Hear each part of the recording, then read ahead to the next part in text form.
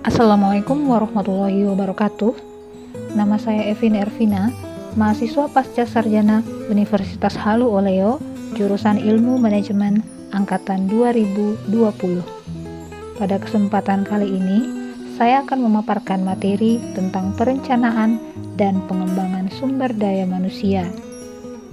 Materi ini terdiri dari dua pokok bahasan, yaitu yang pertama mengenai pendekatan atau keterkaitan dan perencanaan sumber daya manusia, dan yang kedua mengenai analisis dan rancangan pekerjaan.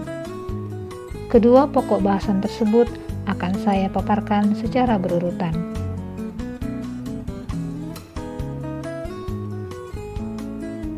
Sumber daya manusia merupakan elemen utama organisasi dibandingkan dengan elemen lain seperti modal, teknologi, dan uang. Sebab manusia itu sendiri yang mengendalikan hal-hal lainnya. Manusia memilih teknologi, mencari modal, menggunakan dan memeliharanya. Selain itu, manusia dapat menjadi sumber keunggulan bersaing.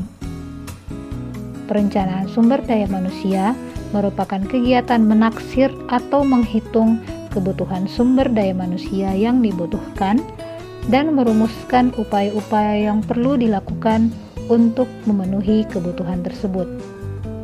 Namun, terdapat 4 perbedaan perspektif dalam memandang masalah perencanaan. Yang pertama adalah strategi, di mana masing-masing organisasi telah menetapkan prioritas, merumuskan bagaimana mencapai tujuan bersama dengan memfokuskan energi dan sumber daya yang dimiliki. Yang kedua adalah konteks. Dalam hal ini adalah perbedaan permasalahan yang dialami oleh masing-masing organisasi, baik itu isu internal maupun isu eksternal yang berhubungan dengan organisasi. Yang ketiga adalah kompleksitas budaya organisasi, yang merupakan karakteristik yang dapat membedakan suatu organisasi dengan organisasi lainnya. Berikutnya adalah individu. Organisasi pada dasarnya merupakan sekumpulan individu yang saling bergantung satu sama lain dalam melaksanakan suatu kinerja. Keempat perspektif yang telah disebutkan mempengaruhi bagaimana suatu organisasi melakukan perencanaan agar kinerjanya menjadi lebih efisien dan tujuan organisasi dapat tercapai. Perencanaan sumber daya manusia sebagai kegiatan pengambil keputusan tidak dapat dipisahkan dari spektrum keputusan dengan karakteristik. Untuk itu, perencanaan sumber daya manusia perlu menetapkan secara jelas karakteristik masalahnya dan mengidentifikasi data atau informasi sumber daya manusia yang dapat digunakan untuk melakukan analisis dalam prediksi kebutuhan sumber daya manusia dan variabel-variabel lain yang mempengaruhinya.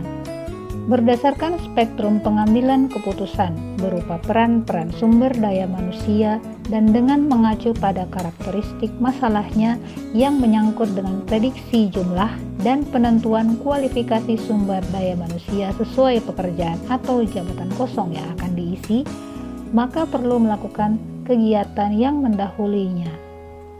Yang pertama adalah untuk memprediksi jumlah sumber daya manusia yang dibutuhkan, perlu dilakukan pencatatan dan penyimpanan data secara tertib dan sistematis dalam sistem informasi sumber daya manusia sejak awal organisasi atau perusahaan didirikan. Yang kedua, data atau informasi perencanaan sumber daya manusia dapat dikelompokkan menjadi 2 kelompok besar yang terdiri dari data kuantitatif dan informasi kualitatif. Oleh karena itu, pada dasarnya pengambilan keputusan berupa perencanaan sumber daya manusia hanya dapat dilakukan dengan analisis kuantitatif apabila data kuantitatif tersedia lengkap dan analisis kualitatif apabila data kuantitatif tidak tersedia. Yang ketiga adalah analisis kuantitatif, digunakan untuk memprediksi jumlah sumber daya manusia yang diperlukan di masa depan. Sedangkan analisis kualitatif digunakan dalam menetapkan kualifikasi atau syarat-syarat yang harus dipenuhi calon pekerja untuk mengisi pekerjaan atau jabatan kosong, baik dari sumber internal maupun sumber eksternal sebuah organisasi atau perusahaan.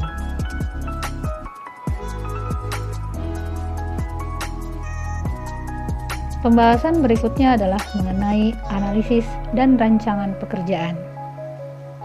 Analisa pekerjaan didefinisikan sebagai proses pengumpulan informasi pekerjaan dengan memecah pekerjaan menjadi elemen-elemen dari komponennya dengan tujuan untuk mengidentifikasi apa yang menjadi tugas dan tanggung jawab pekerjaan tersebut, keterampilan-keterampilan, pengetahuan dan kemampuan yang dibutuhkan untuk melakukan pekerjaan itu, serta kondisi lingkungan yang bagaimana yang mengelilingi pekerjaan tersebut. Selama periode perencanaan sumber daya manusia telah dilakukan, fungsi perencanaan sumber daya manusia yaitu harus mencari umpan balik tentang kemajuan mengenai tujuan yang telah ditentukan. Berdasarkan umpan balik yang diterima, penyesuaian perlu dibuat mengenai rencana sumber daya manusia. Analisa pekerjaan menyediakan data dasar yang dibutuhkan untuk melakukan evaluasi kerja.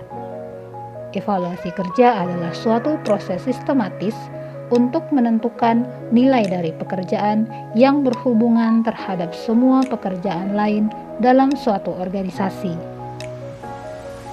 Analis dapat menggunakan informasi yang dikumpulkan melalui analisa jabatan untuk tujuan pelatihan dan pengembangan, misalnya kebutuhan pelatihan karyawan, isi dari pelatihan, dan metode pelatihan yang relevan. Analisis jabatan berkontribusi efektif untuk menilai kebutuhan pelatihan dan kinerja dari karyawan yang sekarang sedang menjabat.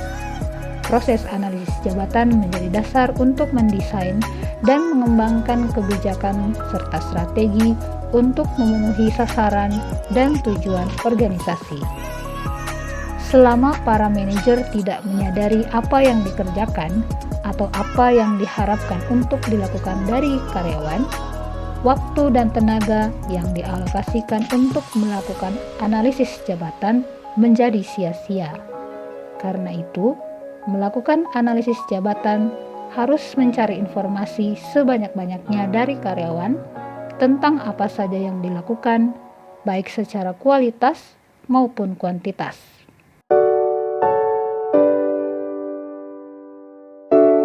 Berikut adalah prinsip dan jenis analisis pekerjaan.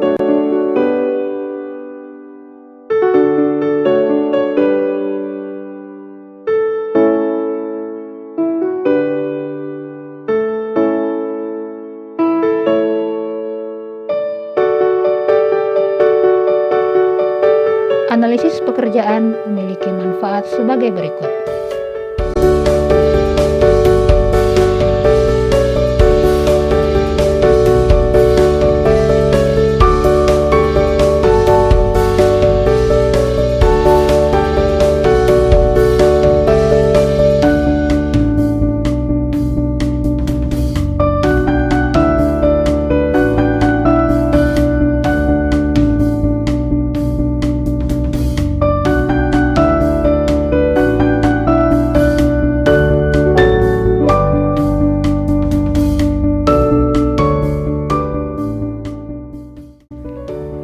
Adapun proses penyelenggaraan analisis pekerjaan terdiri dari: yang pertama, persiapan proses analisis pekerjaan. Manajer sumber daya manusia perlu mengkomunikasikan semua dengan baik sehingga karyawan menawarkan dukungan penuh mereka kepada analis pekerjaan.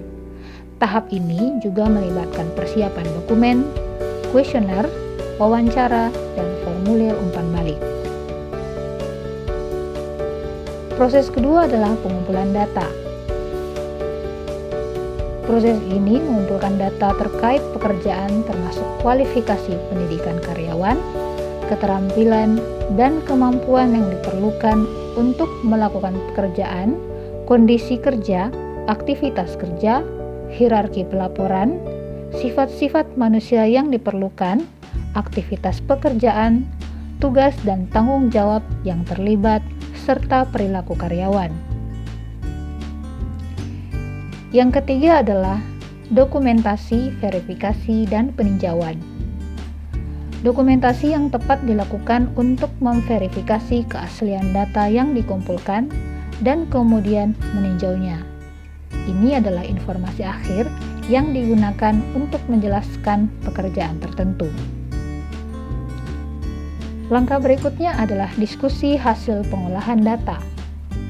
Hal yang dilakukan adalah memisahkan data yang dikumpulkan menjadi informasi yang berguna berupa deskripsi pekerjaan dan spesifikasi pekerjaan.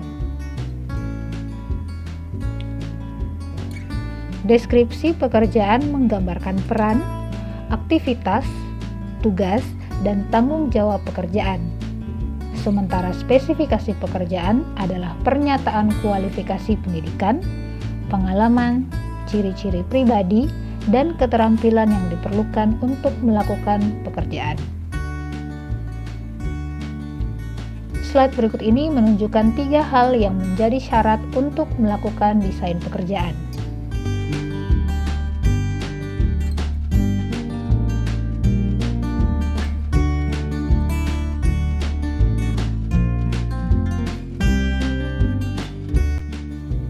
Pembahasan terakhir adalah mengenai tujuan dari analisis pekerjaan.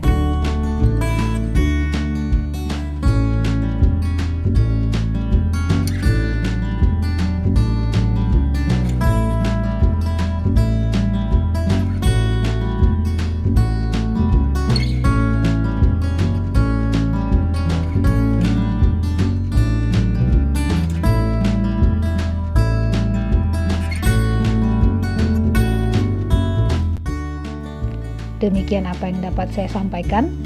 Terima kasih. Wassalamualaikum warahmatullahi wabarakatuh.